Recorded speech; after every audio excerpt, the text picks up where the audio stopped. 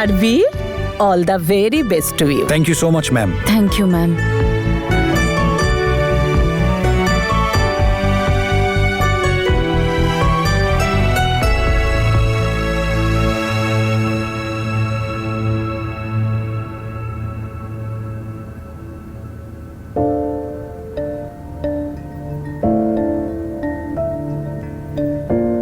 Welcome Tanu madam.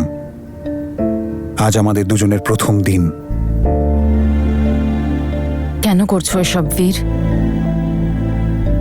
নিজের ভুলটাকে ঠিক করতে আর নিজেকে আবার করে খুঁজে পেতে। এখানে জব করার কি দরকার ছিল? একাডেমিও তো জয়েন করতে পারতে। বাবার ভরসায় অনেক বেঁচে নিয়েছি, এবার নিজের পায়ে দাঁড়াতে চাই। আমি খুব ভালো করে জানি তুমি এসব কেন করছো। আর একটা কথা আমি তোমায় বলে দিচ্ছি, আমি তোমায় কখনো ক্ষমা করব না। আমি জানি তনু, আমি এত সহজে তোমার ক্ষমা পাবো না, কিন্তু তুমি দেখো, একদিন নিশ্চয়ই আমি তোমার ক্ষমার যোগ্য বানিয়েই দেখাবো। এই জন্মে সেটা কখনো হবে না। পরের জন্মে তো হবে।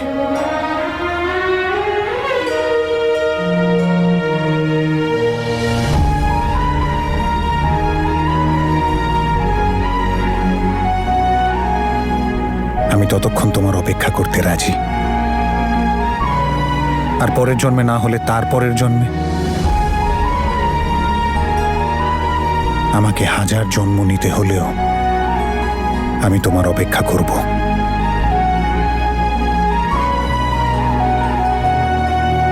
আমি আমার অতীত পিছনে ফেলে এসেছি বীর, আর ভালো এতেই হবে যদি তুমিও ফিরে যাও। ফিরেই তো এসেছি আমি তনু, শুধু একটাই অপেক্ষায়,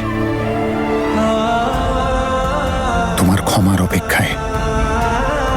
এখন এটাই আমার বেঁচে থাকার রসদ।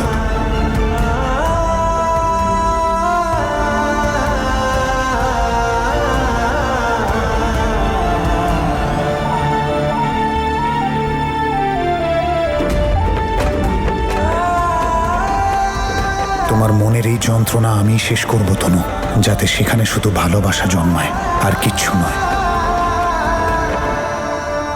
বৌমা, বাবা, তোরা কি বাড়িতে আছিস? কেউ কোথায় গেলি সবাই? মা, কি হয়েছে আপনার? দিদি, এটা সোজা করো। কি হয়েছে মা? আরে কেউ জল নিয়ে এসো। বসো বসো, তুমি বসো, শান্ত হয়ে বলো কি হয়েছে। কি হয়েছে মা? হয়েছেটা কি? ওই ওই বীর, জ্যাসমিন। জেসমিন? বীর? কি হয়েছে মা বীর আর জেসমিনের? ওখানে বীরের মার সাথে দেখা হয়েছিল। ও বলল যে বীর বাড়ি ফিরেছে। বীর ফিরে এসেছে? মা, জেসমিনও এসেছে সঙ্গে? জ্যাসমিনকেও ছেড়ে দিয়েছে। ওদের বিয়েটা মিথ্যে ছিল।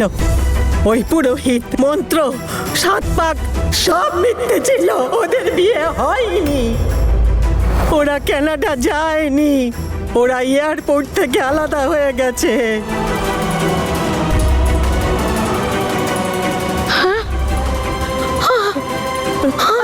আরে সামলা নিজেকে।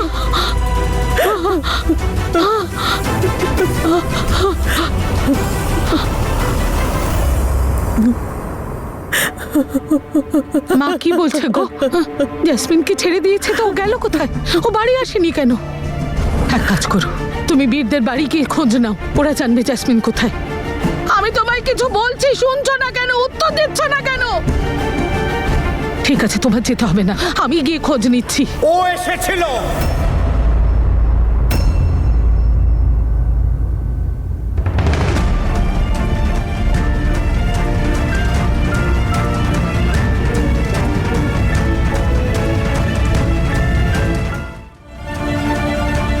কি বললে তুমি?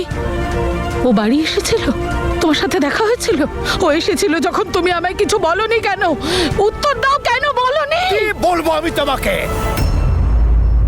হ্যাঁ, ও এসেছিল সেদিন যেদিন ওর বিয়ে হয়েছিল। ও এসেছিল সেদিন যেদিন এয়ারপোর্টে গিয়েছিল। হ্যাঁ, ও আমাকে বলেছিল বিয়েটা মিথ্যে ছিল, মন্ত্রও মিথ্যে ছিল, আর পুরোহিত ছিল সাজানো। আমাকে বলেছিল যে বীর পাসপোর্টটা পুড়িয়ে দিয়েছিল, সবকিছু বলেছিল আমাকেও। কিন্তু কিন্তু ও হলো তনুর বড় শত্রু। ও একটা বড় শত্রু, ও অপরাধী। আর মা, মা তুমি চিন্তা করো না, ওরা দুজন ওদের কৃতকর্মের সাজা পাচ্ছে ব্যাস। বাবা, এত বড় একটা ঘটনা তুমি আমাদের কাউকে বলার প্রয়োজন বোধ করলে না? কোথায় আছে আমার মেয়েটা? কি দশায় আছে? বাবা, এটা তুই ঠিক করিসনি। উপরওয়ালার শাস্তি পেয়ে ও তোর দরজায় এসেছিল, আর তুই ওকে তাড়িয়ে দিলি। উপরওয়ালার শাস্তিটা ও অনুভব করে না মা। ও হলো কুকুরের লেজের মতো, যা কখনো সোজা করা যায় না। আর তোমরা কি বলতে চাইছো যে আমি ওকে ফিরিয়ে দিয়েছি? ভুলে গেছো আসলে তোমরা, ও নিজেই এখান থেকে বিদায় নিয়ে বেরিয়ে গিয়েছিল, আমি ওকে ফিরিয়ে দেইনি। আর তুমি শোনো, আর একটা কথা আমি তোমাকে পরিষ্কার করে বলে দিই, আমার তনুর জীবন শেষ করে দিচ্ছে যে মেয়েটা, তার সাথে আমার কোনো সম্পর্ক নেই। ব্যাস। ওর সাথে সম্পর্ক নেই, কিন্তু আমার সঙ্গে তো সম্পর্ক আছে। আমাকে তো বলতে পারতে। আমি মানছি যে ও আমার তনুর জীবন শেষ করে দিয়েছে, কিন্তু ওকে বাড়ি থেকে বের করে দিয়ে ওর জীবনে কি ভালো আনলে? ও তো শেষ হয়ে গেল। তোমার কাছে হাত জোর করছি, বলো না আমার জেসমিন কোথায়? বলো না গো, কোথায় আছে ও? দেখো, আমি সত্যিই জানি না যে জেসমিন কোথায়। তুমি ওর চিন্তা করা বন্ধ করো। যারা কখনো অন্যের কথা ভাবতে পারে না, তারা নিজের সম্পর্কে অত্যন্ত সচেতন। সন্তান যতই ভুল করুক, বাবা মা ভুল করে না। আজও আমাদের সন্তান আর আমরা ওর বাবা মা। আমাদের মধ্যে ভালোবাসা না থাকলেও আমাদের দায়িত্বটুকু তো আছে। ও আমাদের মেয়ে গো, আমাদেরই মেয়ে। ও আমাদের মেয়ে, সেই জন্যই আমি চুপ করে আছি। আর সেই সুযোগেও যা খুশি তাই করে চলেছে। আর যদি অন্য কেউ হতো, তাহলে আমি এতক্ষণে ওকে জেলে পাঠিয়ে দিতাম। হ্যাঁ, কাল ওর একটা ফোন এসেছিল। ও এখনো তনুর সাথে শত্রুতা করে চলেছে। ও জানতে চাইছিল যে তনু এখানে আছে কি না। আর আমার পুরো বিশ্বাস যে ও তনুর কোনো ক্ষতি করার প্ল্যান করে চলেছে। আমি নিশ্চিত মা, ও তনুর সুখ সহ্য করতে পারে না। আর ওই মেয়েটা, আমাদের তনু, পৃথিবীর সমস্ত মানুষের দুঃখটাকে নিজের বুকে নেবার জন্য জন্মেছে। আমি কি ওই জ্যাসমিনের মতো বিপদকে ওর সামনে এনে দিতে পারি? আমি তো তা বলিনি গো, আমি তো তা বলিনি। আমি তোমার কষ্টটা বুঝতে পারছি গো, কিন্তু তুমি ওর চিন্তা করো না। ও যেখানেই থাকুক না কেন অবশ্যই ঠিক আছে। কিন্তু একটা কথা আমি সবাইকে বলতে চাই, আজকের পর থেকে এই বাড়িতে জ্যাসমিনের নাম কেউ নেবে না। কারণ আমি চাই না যে তনুর সামনে ওর নাম করা হোক।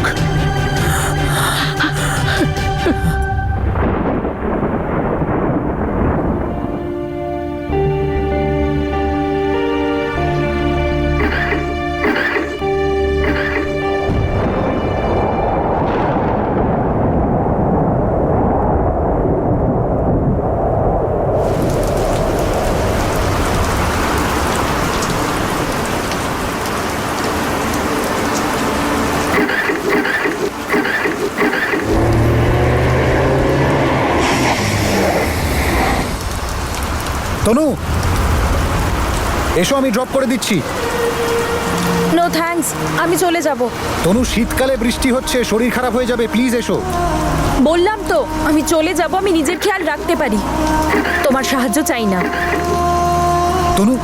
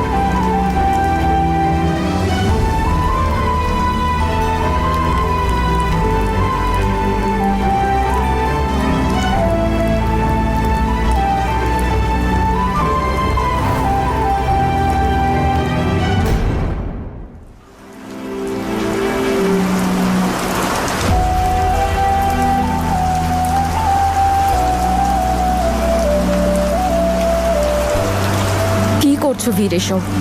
আর কেন এসেছো তুমি? তোমার কাছে তো গাড়ি আছে, যাও। বারবার আমার কাছে আসার সুযোগ খুঁজো না প্লিজ। অজুহাতের দরকারই পড়তো না যদি তুমি ক্ষমা করে দিতে।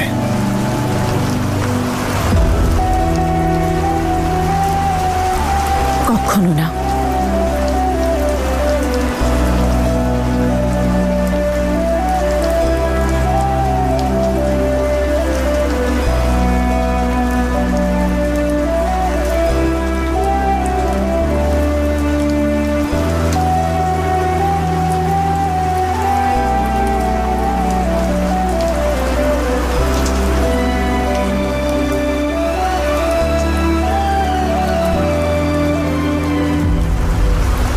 কি বৃষ্টি পড়ছে, কি জানি বীর কোথায় আছে।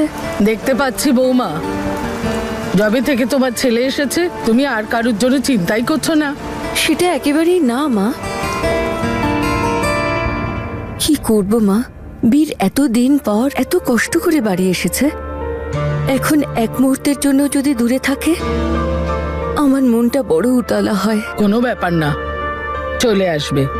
নতুন কাজে ঢুকেছে, আর তুমি তো জানোই ও এই কাজটা কেন নিয়েছে। ব্যাস, এখন তো উপরওয়ালার কাছে এটাই প্রার্থনা, যা আমার বীর চায় সেটাই যেন পায়।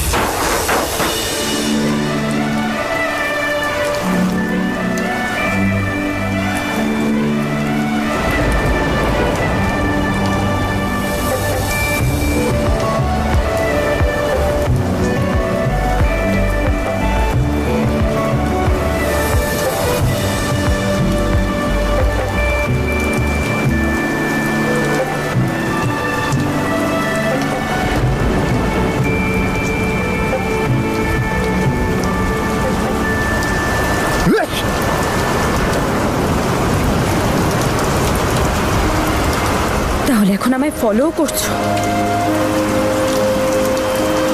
তনু, আমি তো শুধু ব্যাস। কি হয়েছে তোমার? আমাকে আঘাত পাওয়া থেকে বাঁচাচ্ছিলে? ডোন্ট ওয়ারি বীর, বললাম তো আমি নিজের খেয়াল রাখতে পারি, আর আঘাত পাওয়ার অভ্যেস হয়ে গেছে। তোমার হেল্প চাই না আমার, আর না কোনো বডিগার্ড।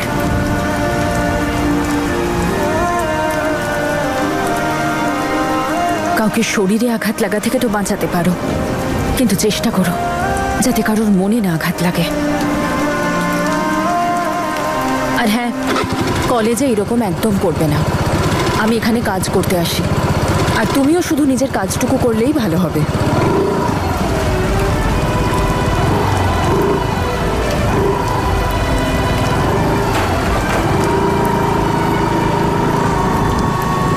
তনু, এখন এটাই আমার জীবন, আর এটাই আমার চেষ্টা, যাতে তোমার কোনো চোট না লাগে, না তো শরীরে আর না মনে।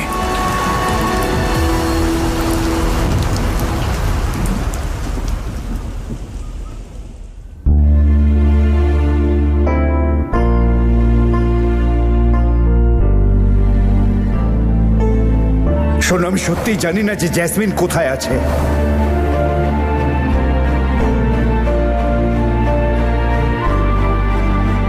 দেখ, পুরো ভিজে গেছিস, বৃষ্টিতে কোথাও দাঁড়াতে পারতিস। গরম চা খা, আমি টাওয়েল আনছি তোর চুল শুকোনোর জন্য। ঠান্ডা লাগলো তো? তুই তো গাড়িতে গেছিলি, বৃষ্টিতে ভিজলি কি করে?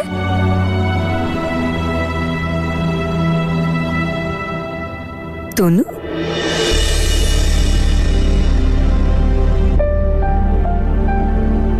এখানে বসো। আমি যেই ক্ষত ওকে দিয়েছি সেগুলো মেটাতে পারবো তো?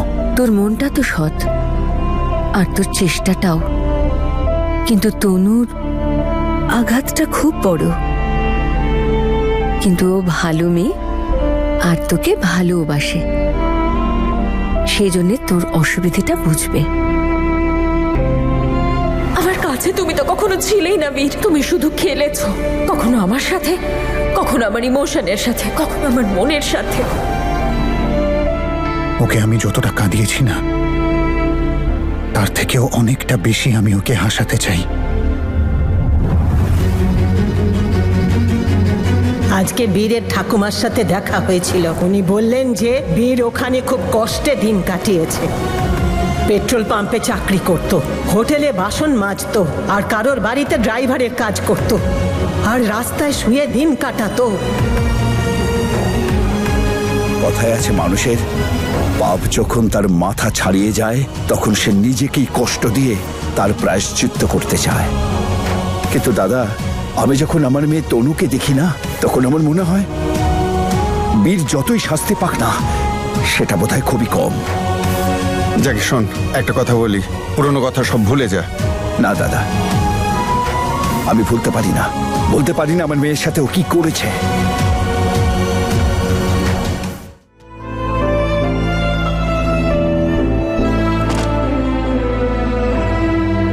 আমি তোমার থেকে যত দূরে যাওয়ার চেষ্টা করেছিলাম তনু, তুমি আমার তত আশেপাশে থাকতে, কখনো মার্কেটে, কখনো পেট্রোল পাম্পে, কখনো গাড়িতে, কিন্তু তোমার সামনে আসার সাহসটাই হয়নি।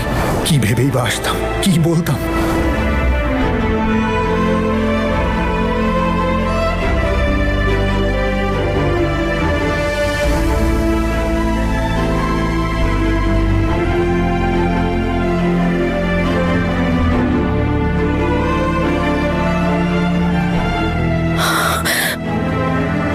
কেন আমার ওর জন্য খারাপ লাগছে? কেন ওর কষ্ট পাওয়া দেখে আমি কষ্ট পাচ্ছি? কেন? তুমি বলো যাতে আমি ফিরে যাই। ফিরে কোথায় যাবো তনু? প্রত্যেকটা জিনিস তো তোমার কথা মনে করায়। ওর সাথে সেটাই হয়েছে যেটা ও আমার সাথে করেছে। এই বাড়ি, এই ছাদ, এখানে লুকিয়ে লুকিয়ে খাওয়া সেই নুডলস, এই চাঁদ, এই তারা, এই সব কিছুর সাথে তুমি জড়িয়ে। এদের ছেড়ে আমি কোথায় যাই?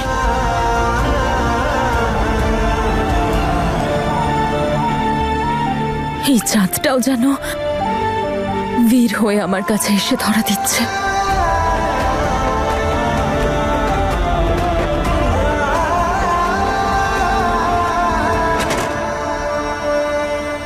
বীর অনেকক্ষণ থেকে ছাদে বসে আছে, ঠান্ডা লেগে যাবে তোর।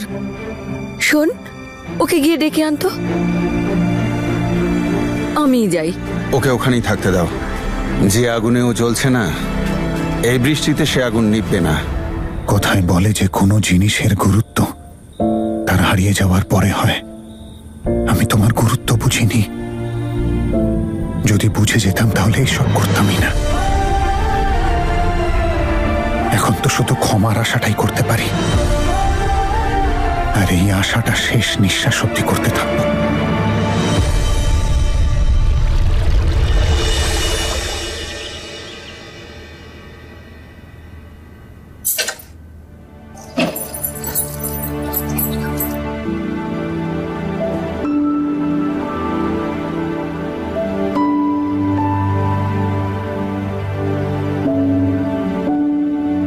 তনু বৌদি আর আমাদের দাদাকে এক করার জন্য একটা প্ল্যান বানাতে হবে। তা প্ল্যানটা কি বল? আরে সেটা তো ভাবতে হবে। ভাব।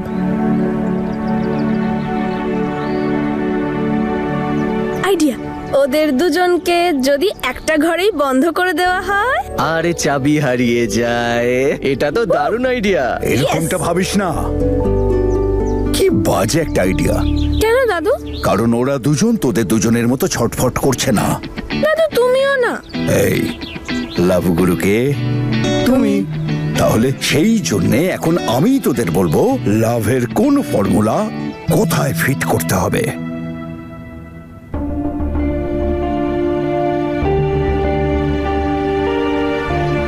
এই ফুলটা আমার রুমের বাইরে কে রেখেছে? গোলাপ ফুল আমরা কেন রাখতে যাব?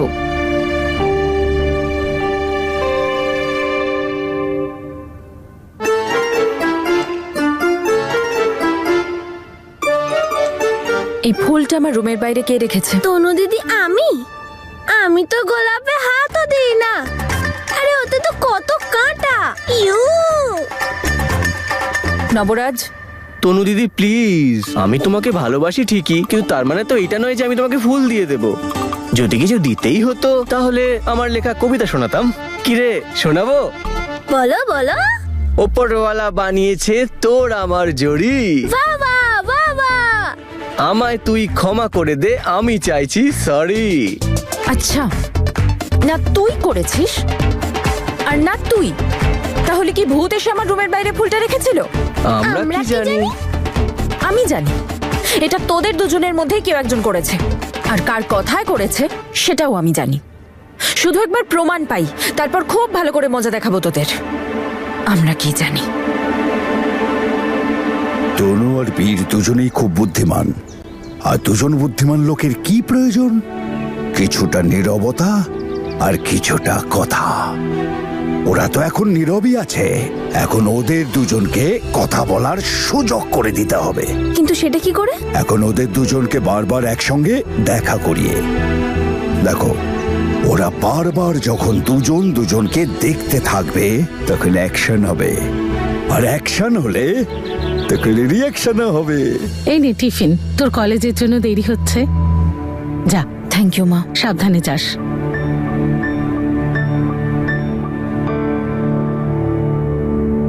এই ছেলে, এই কাজ করার জন্য তোকে বীর বলেছে? ঠাকুমা, বীর তনু দিদিকে ভালোবাসে আর ক্ষমা চাইছে। আর দিদিও তো জামাইবাবুকে ভালোবাসে। যদি আমরাই দিদিকে হেল্প না করি তাহলে কে করবে? দিলরাজ, খাওয়া হয়েছে তোর? যা, ওপরে গিয়ে পড়াশোনা কর।